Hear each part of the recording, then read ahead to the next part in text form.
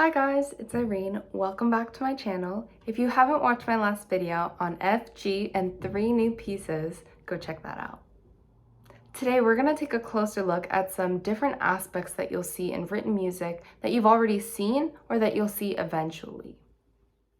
We're going to start off by connecting some of the things that we've learned, so the 5 notes and the 3 pieces that we've played, and correlate that with the written music. Okay, so first, looking at this first line here, we have, to the left, we have the treble clef. This is the clef that you will be playing in as a clarinetist. There is bass clef, there's alto clef, and so many other clefs, but this is the ground. This is the basis for the clarinet, okay? So this is how it's written. This is what you will see. And here you see C through C. What we've learned so far is this C through G, right? They look somewhat familiar because I've added pictures of them. So we have C, D, E, F, and G. And then you have A, B, C, which we'll learn next time and in other videos, but this is just a quick review of that. Now, something that I wanted to very strongly address is these acronyms, okay? These acronyms are ones that I learned when I was younger, and even before I started clarinet, I started off on violin, piano, and I did chorus. So this is what my music teacher taught me, and it helped me learn the notes and learn how to read music a lot faster. Okay, and it was also fun that way. So looking here, we have every good boy deserves fudge.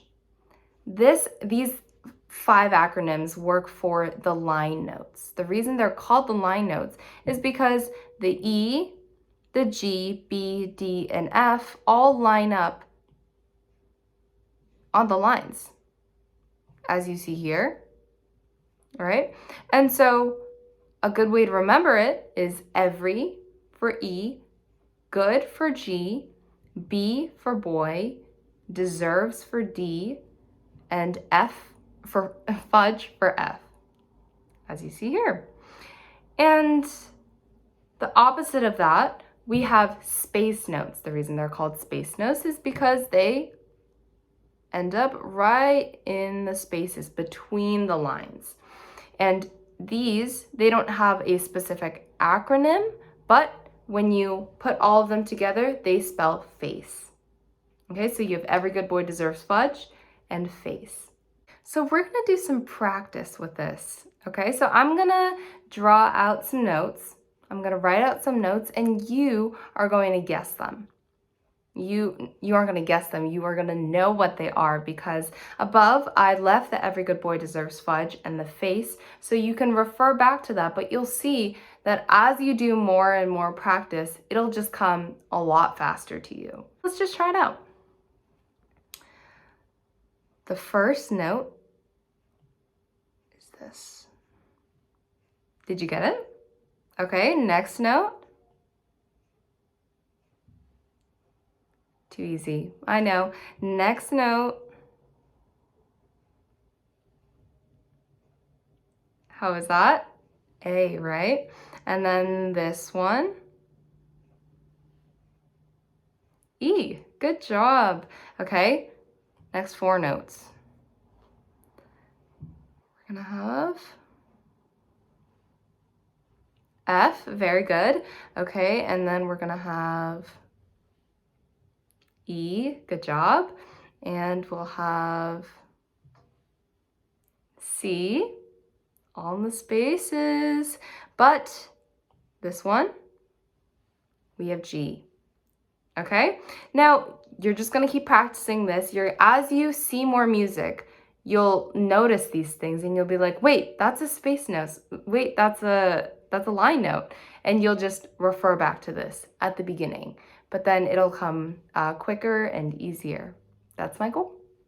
Now you may be wondering, where did the C go? Because you learned C, where did the C go? C is a line note. technically, because it has this line going through it, as you see here, and this is probably how you see it written in music. This C, it's also a line note. This line that's going through it is called a ledger line. It's called the ledger line, and it would end up right under the E. It just didn't fit in the acronym, but if you if you find something that works for you that incorporates the C at the beginning, then go for it, okay? Next, we're going to take a look at the first piece that we learned in the last video. Okay, so this is right after we learned F and G, and this piece is specifically for the letter F. Okay, so first we're gonna look here, and again, we see the treble clef, and right next to it, we see 4/4. This is not a fraction, okay? That's commonly thought that it's a fraction, but it means 4 beats per measure, okay? 4 beats per measure. So in each measure, 4 quarter notes are incorporated, okay? 4 beats per measure. And this thing, and this 4/4 altogether is called the time signature, okay? Time signature. And then after that, we see the piece that we learned last week. So if you have your clarinet next to you, go ahead and try playing it again. But we're gonna look at some of the more specific things about it.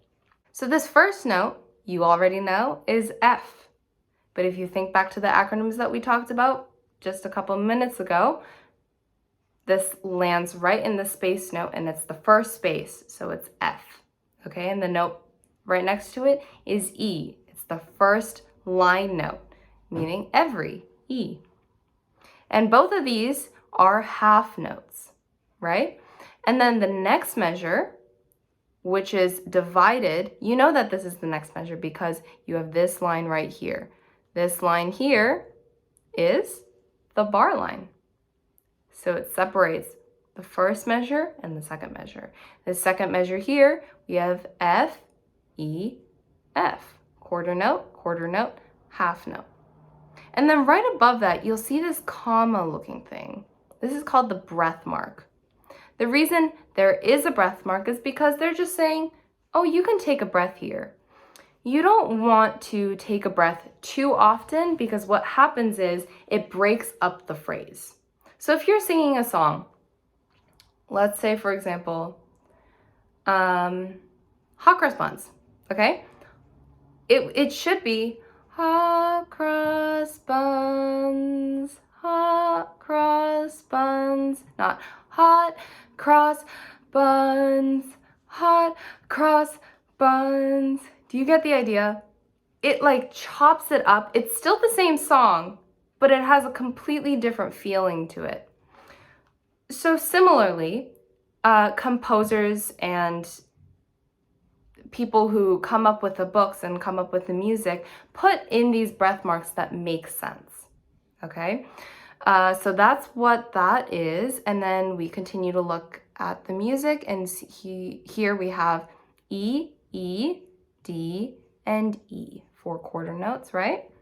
And then the next line, again, we have the treble clef and the time signature, and we have the F half note, and right next to it, we have the half rest. This is the half rest, and something about the half rest, just gonna come over here real quick. The half rest, just gonna do this really quickly. Half rest is this here, and it's almost like a hat, right? It's like a hat. A whole rest. Now, what do you think a whole rest means? A whole rest is like a whole note, it equals 4 beats. So it takes up the whole measure, meaning you just take a break for the whole, not take a break, but you rest for the whole measure. That looks like this. So it's all centered on that third line, but the difference is that the half note is pointing up and it looks like a hat, and the whole note is pointing down. How I remember the difference is that the whole rest, it almost looks like a hole, right? It looks like a black hole. It's pointing down so you could, fall into the hole. That's how I remember it. And then the half hat, okay? So that's just something to think about. And then in the next measure here, we have F and then a quarter rest, E, quarter rest, and then F, E, half note D. And then we see another breath mark here, right? And then last line here, we have C, C, D, E, right? Quarter note, quarter note, quarter note, quarter note. And then last measure, we have F, F, 2 half notes. And then you'll see this. This here, as I said before, is a bar line, right? This is a bar line. This here is called a double bar line. Double bar line, and this indicates that it's the end of the song. This here, this one line is just separating two measures from each other. So it's saying measure 1, measure 2, measure A, measure B, okay? But at the end of the piece, you will always see this double bar line, which tells you that it's the end of the piece. So with all of that in mind, let's try playing it together again, okay? As you're playing, see if you're noticing some of the things that we talked about, and like the breath marks, the time signature, the bar lines, the double bar lines, the half rest, quarter rest, all these things that we talked about. See if they, they catch your eye more as you're looking at the music and as you're playing. I'm gonna count us off with 4 beats. 1, 2, ready, go.